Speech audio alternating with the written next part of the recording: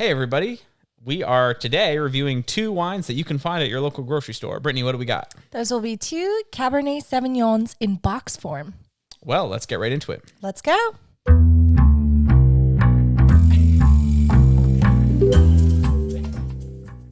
Well, for those of you who missed it, we just reviewed 2 boxed white wines, and you can find the link for that somewhere up here.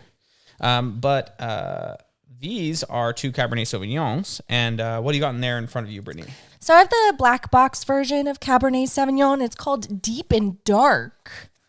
And this is a 2021 from Chile. Nice. I've got the Boda Box Cabernet Sauvignon.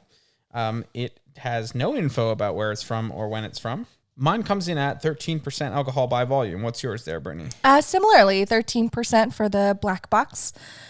And these are also competing similarly to last episode, where this is, again, 100 gold medals. And this one's, again, 145. They must combine those numbers across all of the different wines in their lines. Wines in their lines. Nice rhyme, Cyrus. And again, these are both 4 bottles of wine total each box. Yep, 3 liters. Well, let's get in here and taste these. All right. So the black box lists different things that we're supposed to expect out of this wine. It says rich aromas of dark fruit with lingering notes of berry. And the Boda Box has rich aromas of cherry, violet, and a hint of black peppercorn, jammy and dense in structure. This juicy wine gives you flavors of blackberry pie, black currant, and spice on the finish. They're just listing a lot of stuff there. Seriously. But I expect both of these to have a lot of kind of oaky flavor because people know that Cabernet Sauvignon is supposed to be in oak. So they're going to put in some oak. Yeah, I think just dark, jammy, fruity flavors and oak for sure. Vanilla, baking spices typically. Well, let's see if that's actually what we get. All right.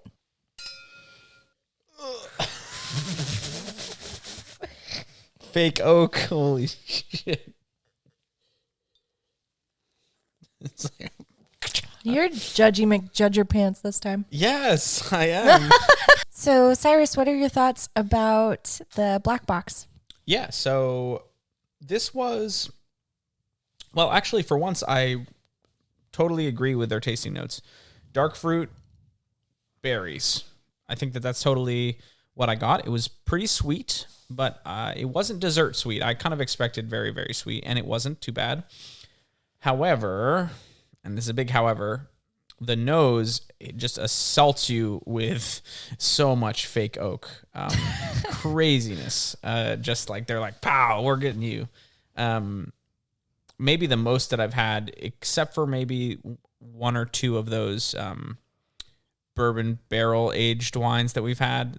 Those are like also a ton of fake oak or bourbon barrel oak, whatever you want to call it.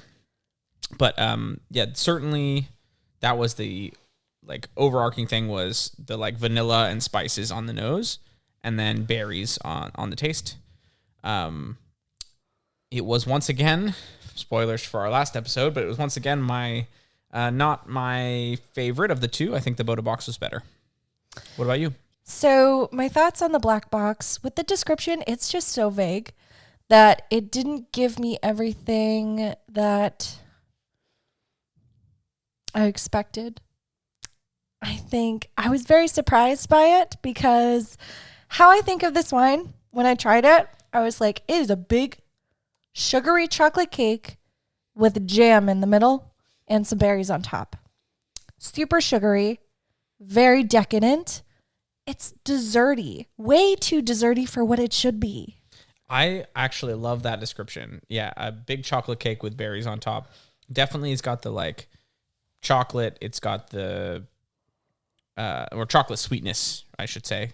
And then it's got the like, and I tasted chocolate. Yeah. From it, which is weird for what it's supposed to be. I mean, that's the fake oak. That's the vanilla baking spices, right?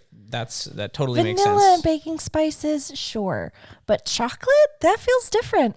Yeah, I guess. And I think it was so much of it that it just felt really heavy. It was enjoyable to taste, but otherwise not something I would want from a Cabernet Sauvignon.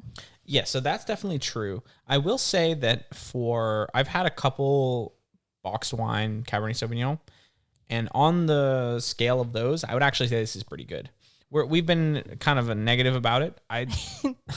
And that's just because it fails to deliver what you want from a Cabernet Sauvignon. Right, but it's enjoyable. But it's a totally enjoyable wine. Yeah, and they definitely were like, we're going to hit you with that oak, we're going to hit you with the berries, and we've been slapped in the face. Yes, and we liked it. So, more of that, please. More slapping. Okay, let's move on to our second box here, which is the Boda box. And for me, this was definitely the better of the two.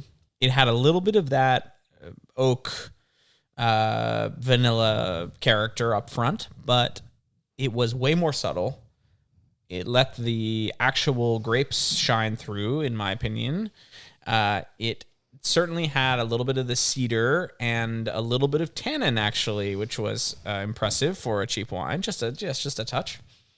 And I think that unlike our last episode, the Boda box here was the more true to a real Cabernet Sauvignon. So with the Boda box, it did mention peppercorns, and I think that I got it way more in the smell than the taste. I got it in both, but I wanted it a bit more in the taste.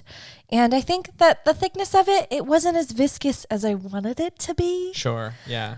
But otherwise, it was pretty good for a Cabernet Sauvignon. And let's talk about Cabernet Sauvignon. It's one of the highly drunk wines, drinking wines that people have in the United States. A lot of people drink it. And it's very interesting. I would say one thing that I didn't note about the black box is that if you're a person who likes sweet whites and don't like reds, then maybe you'll like this one. Oh, true. That's a really good point. Yeah. The Boda box is more true to a real Cabernet Sauvignon, real, again, I say. Whereas the black box definitely was like, yeah, do you like wine? Nondescript, like you don't know anything about it, but you just want a wine. The black box is going to be better for you. Whereas the Boda box was more true to its roots and saying, hey, we're going to produce a relatively real product here. Right. And you have to like it or you don't like it. It did have, some twig, some tannin, very small amount. I was so excited about it, but then it lacked a lot of luster for me. Although, just in the name of Cabernet Sauvignon, I liked it better than the black box. Although both are enjoyable. Yeah. One thing I will give the black box is that there was a little more complexity going on. I mentioned a lot of notes. The Boda box was very just cherry. Yes. And like so much cherry. It was their number one tasting note, and that 100% is true. It smelled like cherry. It tasted like cherry. I just give them more points for kind of tasting the grapes, I guess. Yes. I agree with you. So, yeah, for me, it's the Boda box, but I guess that makes them 2 for 2.